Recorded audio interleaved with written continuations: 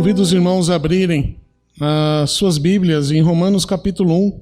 Romanos capítulo 1, a partir do versículo 8. Romanos 1, a partir do versículo 8. Assim, a palavra de Deus nos fala, e o título do sermão, a qual eu convido os irmãos a, junto comigo, ler a palavra, é O Justo Viverá pela Fé.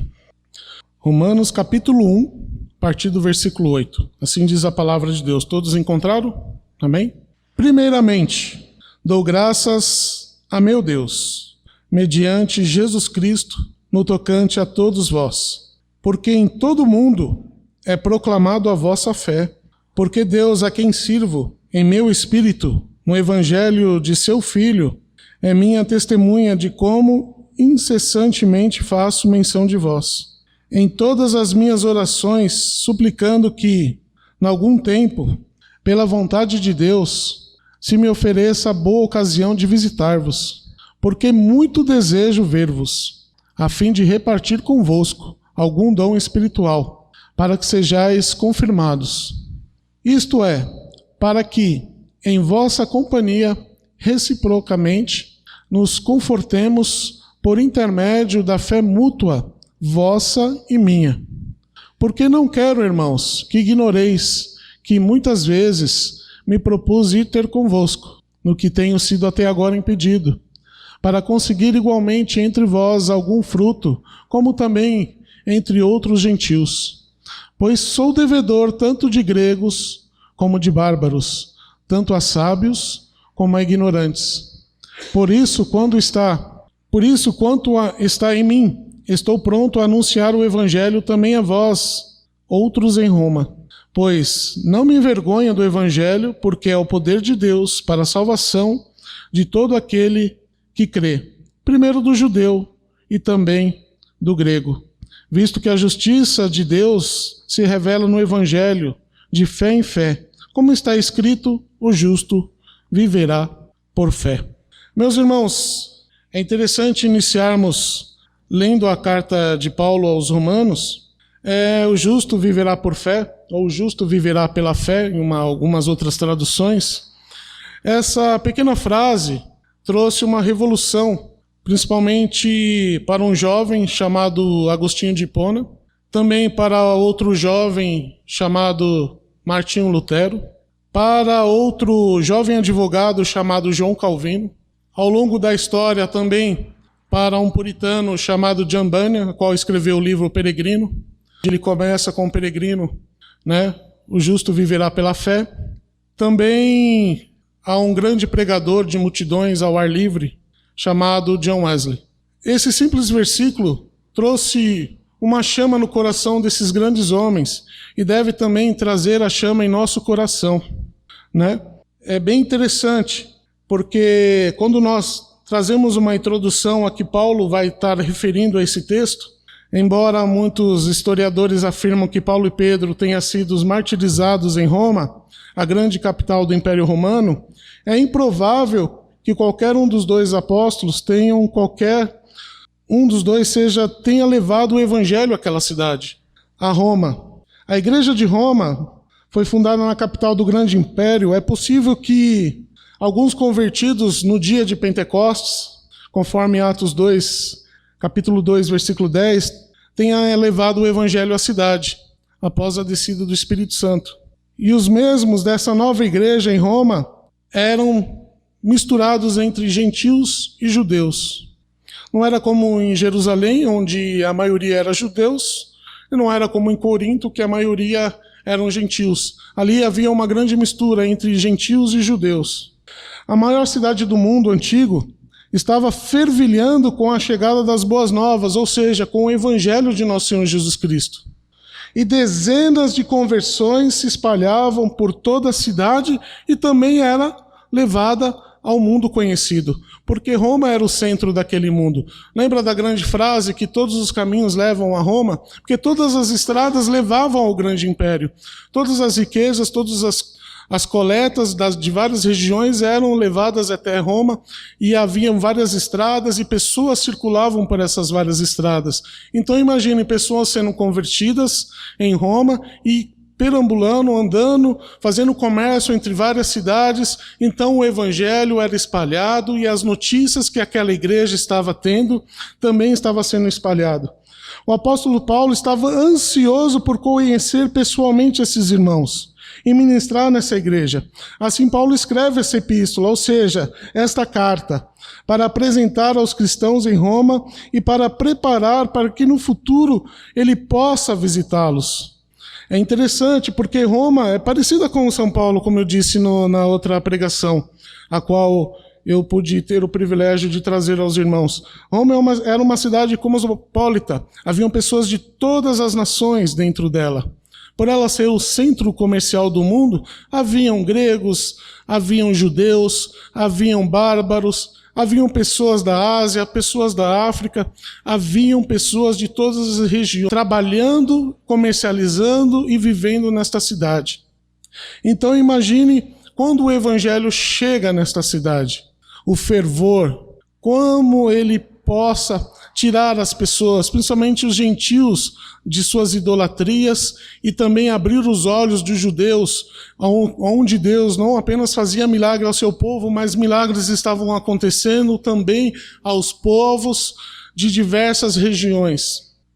Paulo demonstra interesse por esses irmãos. E no subtítulo em nossas Bíblias, o tradutor da Almeida Revista Atualizada, ele foi muito feliz ao escrever o amor de Paulo pelos cristãos em Roma. Então ele já começa: primeiramente dou graças a meu Deus, mediante Jesus Cristo. A oração é dirigida em primeiro lugar a Deus Pai, pela mediação de nosso Senhor Jesus Cristo. É um modelo perfeito de oração que Paulo nos traz aqui. Primeiramente dou graças a meu Deus, mediante a Jesus Cristo, no tocante a todos vós. Assim como em Roma incluíam vários povos, em sua cidade a igreja de Roma crescia em conversões e vários povos estavam também junto com os judeus. A oração de gratidão incluía pessoas gentias e judeus. Assim nossa oração também deve ser vista por todos os povos pela terra. E a igreja deve ser acolhedora e não deve ser uma igreja que deixa de acolher povos por diferenças de raças, etnias ou muitas vezes de questões sociais. A igreja, ela deve acolher aqueles que recebem o evangelho. O evangelho deve trazer pessoas de todas as nações, de todas as partes do mundo e de todas as partes da sociedade. Como essa igreja, temos aqui mineiros, temos baianos, temos pessoas de várias regiões deste país. E essa igreja acolhe uns aos outros. Assim era também Roma, onde tinha várias pessoas de diversas regiões. E a oração foi motivada pela fé e testemunho por todos. Olha só que Paulo diz: no tocante a todos vós, porque em todo mundo é proclamada a vossa fé. Meus irmãos, uma igreja saudável, uma igreja de Jesus Cristo, ela não deve estar fechada em quatro paredes. Ela deve ser testemunha de Jesus Cristo a todos os povos. Imagine, Roma estava sofrendo também por perseguições, porque as autoridades eram contra essa nova religião, porque essa nova religião só aceitava adorar a Deus e não aceitava adorar as divindades romanas, seja pelos deuses antigos ou seja pelo próprio imperador que se achava Deus. Então esses irmãos eram também uma ameaça ao império e também eram perseguidos, mas todo o seu exemplo de fé era visto no mundo, era agradável aos olhos de Paulo e aos olhos das pessoas que estavam se convertendo. Roma, além de ser o centro político e financeiro do mundo antigo, era também uma cidade ímpia, cruel e pecadora. Porém, os cristãos que ali residiam viviam uma vida pura e davam bons testemunhos de sua fé. Paulo agradecia a Deus, pois a fé e o testemunho daqueles irmãos em Roma estava sendo espalhada pelo mundo. Meus irmãos, uma igreja deve ser testemunho de vida e viva de Jesus Cristo, através da vida dos cristãos.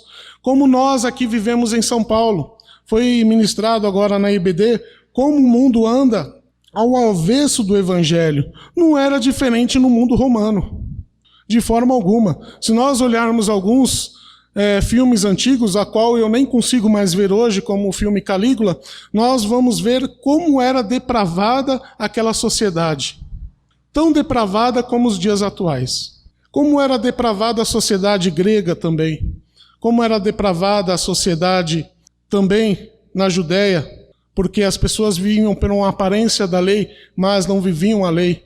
Quando jogaram uma prostituta aos pés de Jesus e disseram: o que a lei diz? Tacamos pedras nela. Jesus disse: aquele que não tem pecado, que atire a primeira pedra. A igreja deve ser testemunha deste mundo vivo, para que Jesus Cristo alcance a todos. Não importa como a sociedade está lá fora, nós devemos trabalhar e viver o Evangelho, para que pessoas possam conhecer o Evangelho, tirar essa raiz da maldade, do pecado e se render a Jesus Cristo, pelos nossos exemplos.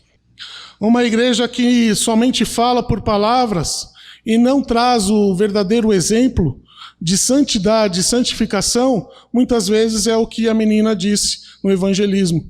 Talvez ela só conheça pessoas ou crentes hipócritas, que fazem de uma forma e vivem de outra, mas nós devemos mostrar a essas pessoas que não somos hipócritas, que somos pessoas verdadeiramente regeneradas, pessoas que dão exemplo nos nossos empregos, na sociedade, no nosso trabalho e perante também as autoridades.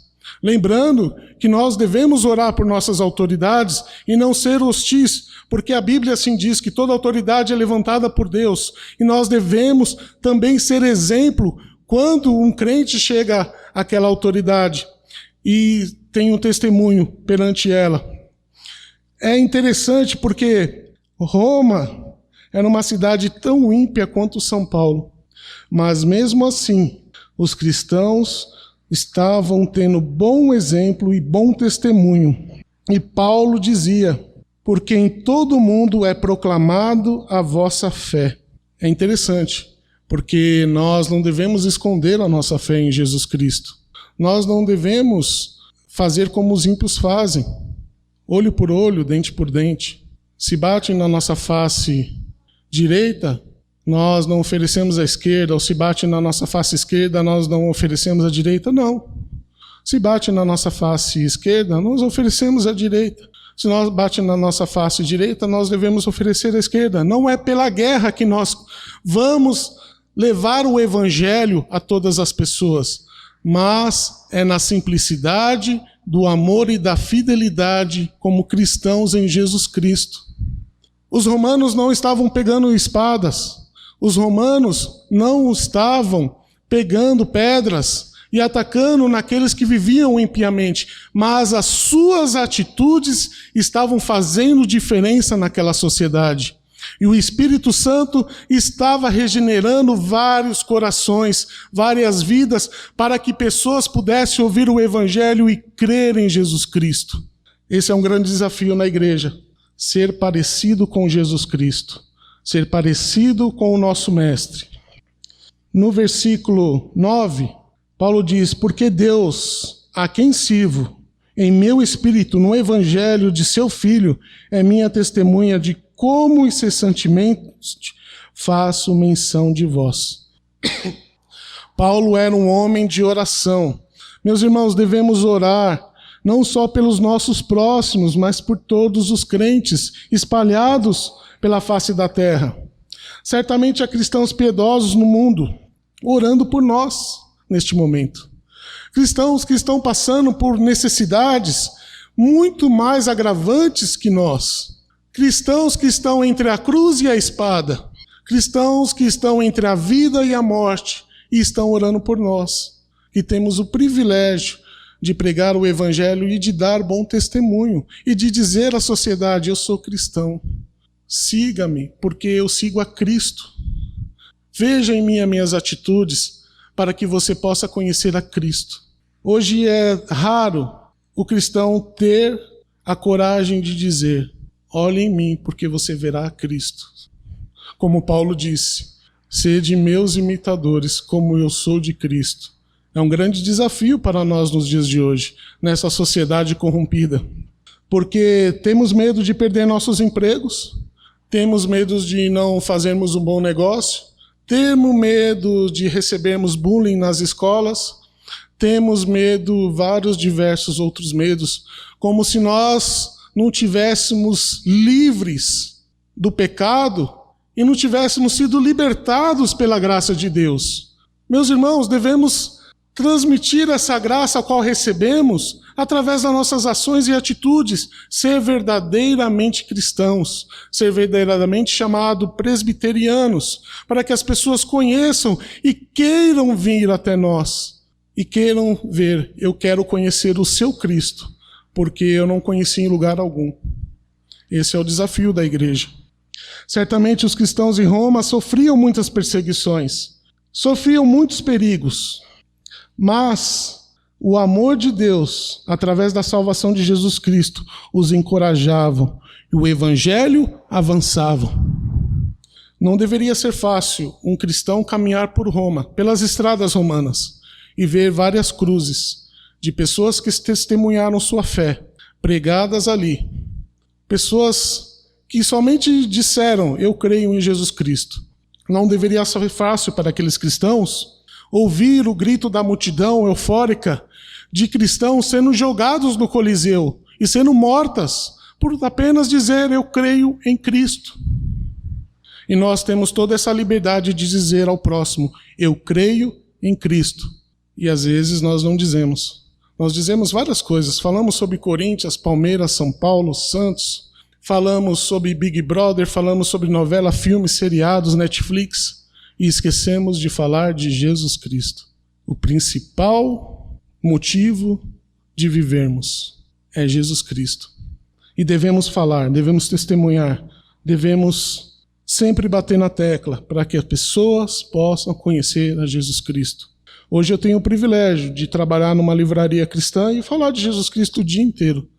Mas também já trabalhei em empresas que não eram cristãs, em que muitos presidentes que ali passaram, alguns eram evangélicos, depois de 4 anos mudavam, entravam pessoas de outras religiões, e o testemunho deveria ser mantido o mesmo. É um grande desafio que nós devemos ter. Certamente, aqueles cristãos em Roma eram pessoas piedosas. E Paulo, mesmo distante, estava tendo notícia daqueles irmãos. É interessante porque muitos cristãos, mesmo distantes de nós, também devem ter notícia de nós. Se a igreja do Rio Grande do Sul está sofrendo, eles devem ter notícia de nós, que estamos orando, que estamos ajudando, que estamos intercedendo. Devem ter notícia de nós. A igreja do Oriente Médio, a igreja da Ásia, a igreja na África, a igreja que está caindo em iniquidade na América do Norte, na Europa, que está praticamente saindo dos trilhos, eles devem ter notícia de nós e dizer como aquela igreja naquele lugar permanece firme, como aqueles irmãos oram por nós e são amorosos. Meus irmãos, a igreja memorial, presbiteriana memorial, deve ser conhecida, deve ser testemunhada, deve ser testemunho de Jesus Cristo. Não tenha medo de entrar em comunidades e dizer, estamos orando por vocês. Não tenha receio de procurarem boas notícias de pessoas que estão lá evangelizando, que estão entregando o alimento e dizer, eu estou orando por você. Paulo orava e desejava visitar estes irmãos. Eu sempre falo para Camila que eu tenho um sonho de conhecer muitas partes do mundo e conhecer onde, por exemplo, Jesus andou, Jesus caminhou, onde grandes pregadores evangelizaram, onde grandes pregadores caminharam, porque são bons testemunhos ao qual nos dá uma verdadeira alegria em nosso coração. E Paulo continua, Paulo orava e desejava visitar estes irmãos. Ele continua no versículo 10, em todas as minhas orações, suplicando que em algum tempo, pela vontade de Deus, se me ofereça a boa ocasião de visitar-vos. O interesse da visita de Paulo era a comunhão com o próximo, e não o distanciamento, mas era a comunhão com esses irmãos. Seu interesse era visitar para ser servido, não, mas para servir, para trabalhar pelos irmãos em Roma.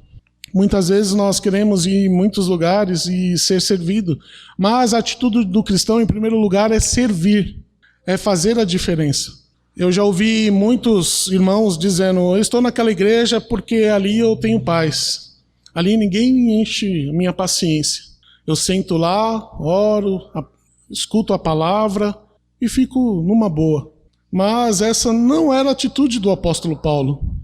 Quando ele diz, sede meus imitadores, como eu sou de Cristo, a atitude de Paulo era visitar para servir, para trabalhar, para ajudar. Essa é a atitude do cristão. Se você está num lugar, não é para ficar sentado, não é para ficar sendo servido, mas é para servir.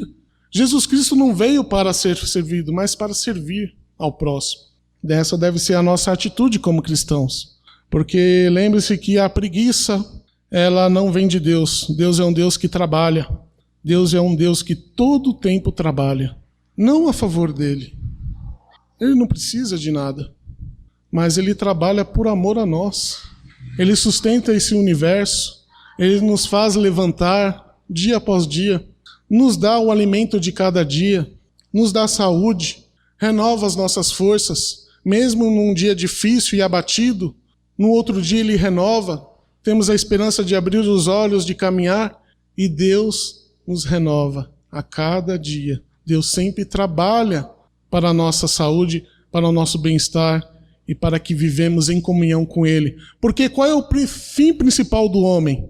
Glorificar a Deus. As nossas atitudes devem glorificar não a nós, mas a Deus.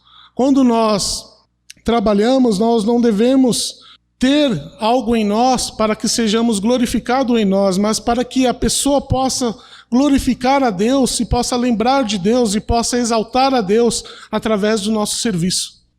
E era isso que Paulo queria. O desejo de Paulo era visitar, mas não para ser servido, mas para servir. E ele continua no versículo 11, porque muito desejo ver-vos a fim de repartir convosco algum dom espiritual, para que sejais confirmados.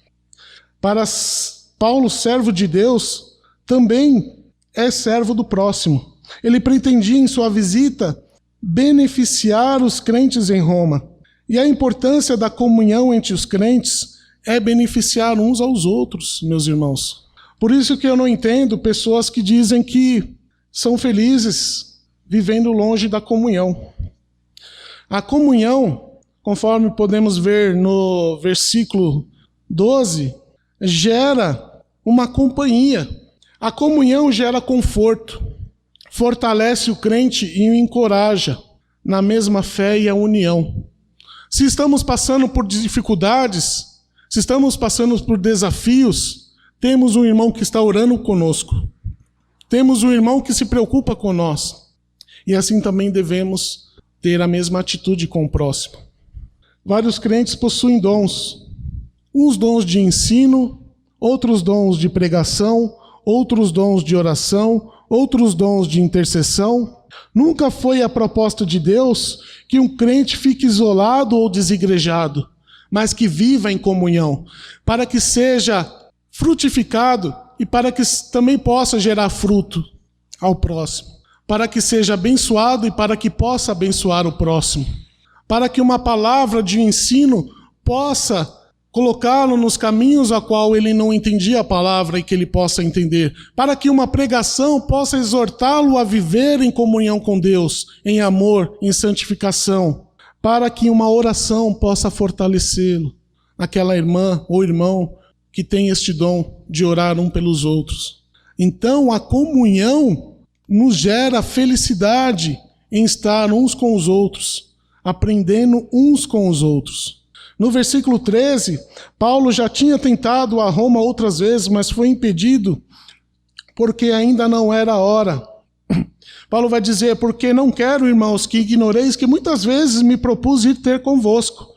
Não que tenha sido até agora impedido, no que tenha sido até agora impedido, para conseguir igualmente entre vós algum fruto, como também entre outros gentios. Deus sabe o momento certo que devemos descansar nele e em sua providência. Anos depois, Paulo chegaria a Roma, mas como prisioneiro. E ao invés de visitar as pessoas, As pessoas visitavam Paulo em sua cela e prisão domiciliar. Paulo foi para abençoar, mas acabou também sendo abençoado pelos irmãos que ali o visitavam, que encorajavam. Paulo estava animado por conhecer irmãos e colher fruto daqueles irmãos. Uma igreja viva, meus irmãos, gera conversões, e Paulo queria trabalhar entre os crentes de Roma e ver mais e mais gentios se tornarem cristãos. Queria ver mais frutos sendo gerados pela pregação do evangelho. Paulo tinha passado por diversas regiões da Galácia, da Ásia, da Macedônia e sabia os bons resultados, ou seja, fruto que vinham de Deus. E Paulo estava ansioso por conhecê-los e ver aqueles frutos das conversões de pessoas que viviam numa cidade tão ímpia e tão cruel como era a capital de Roma. Paulo vai dizer, porque sou devedor tanto a gregos como bárbaros, no versículo 14, tanto a sábios como a ignorantes. A palavra devedor tinha como obrigação a proclamação do evangelho da salvação em Jesus a todo tipo de pessoas. Meus irmãos, quantos nós somos devedores? Muito, porque recebemos a palavra de Deus e muitas vezes somos omissos e covardes, ao invés de termos coragem e atitude de proclamar a palavra de Deus. Devemos ter essa ansiosidade boa que Paulo tinha, de conhecer novas pessoas e poder proclamar a palavra de Deus. Quantas novas pessoas podemos conhecer na semana? Podemos entrar em contato e podemos falar de Deus, às vezes até pelo nosso testemunho, não sendo falar, mas aquele crente é chato, só fala de Deus. Fale do teu testemunho que Deus tem realizado na sua vida.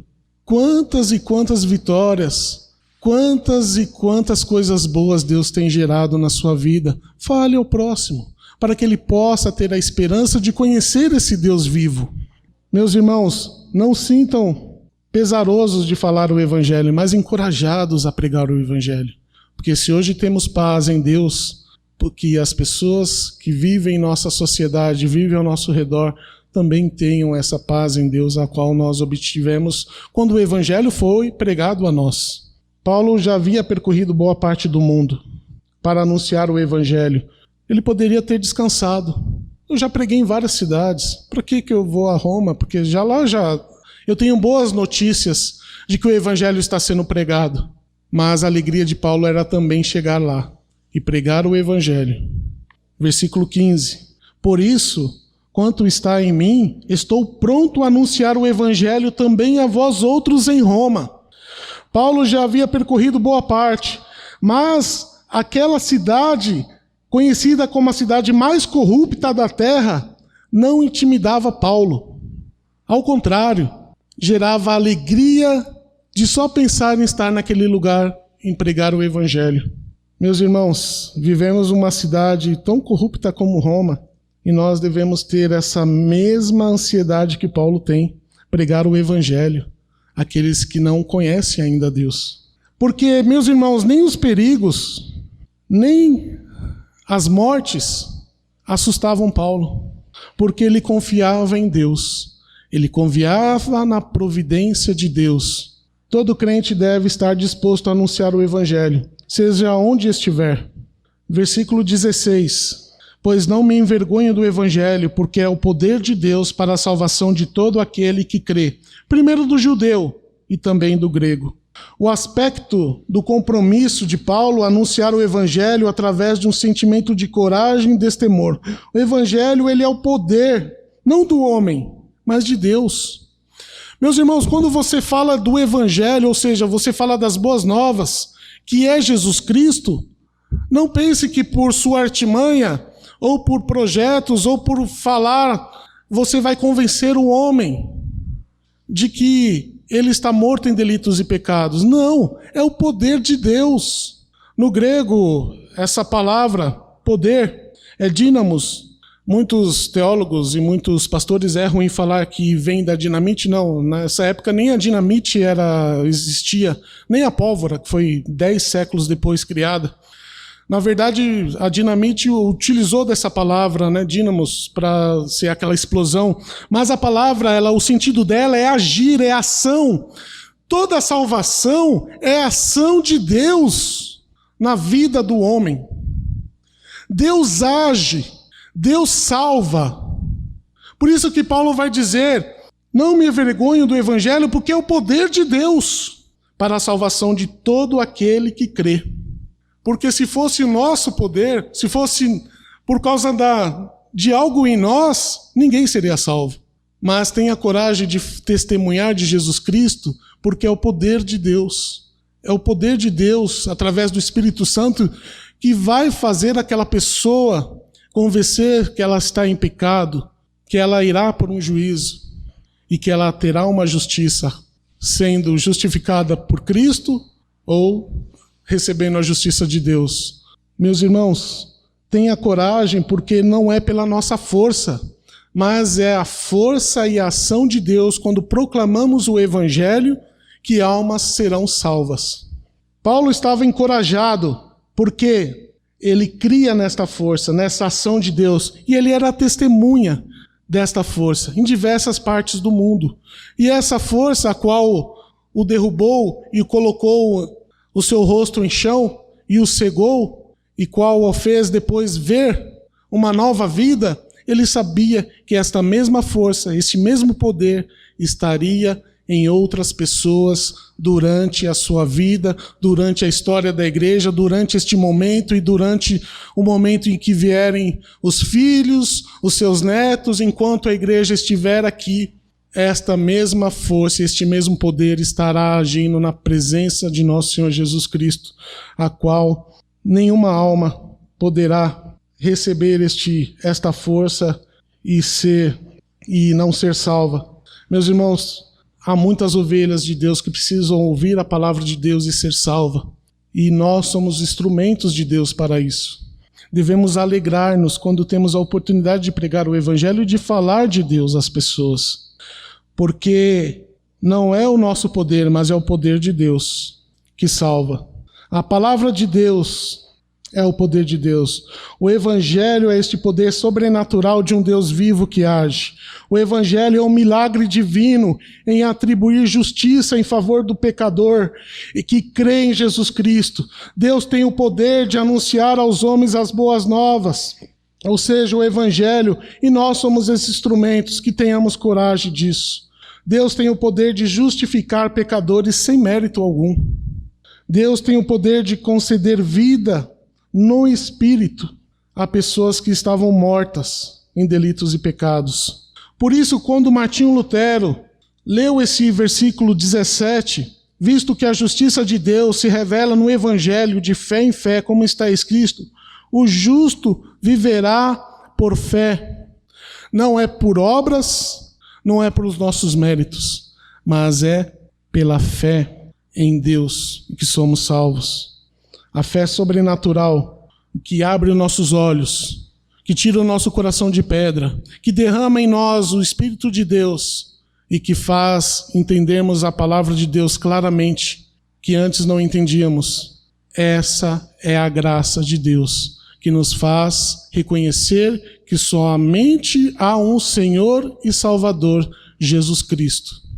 Devemos crer, porque não há mais judeus, não há mais gentios, mas agora há um povo chamado cristãos, aqueles que creem em Cristo Jesus, aqueles que se rendem ao senhorio de Jesus, a qual é chamado de igreja, a qual hoje fazemos parte deste corpo.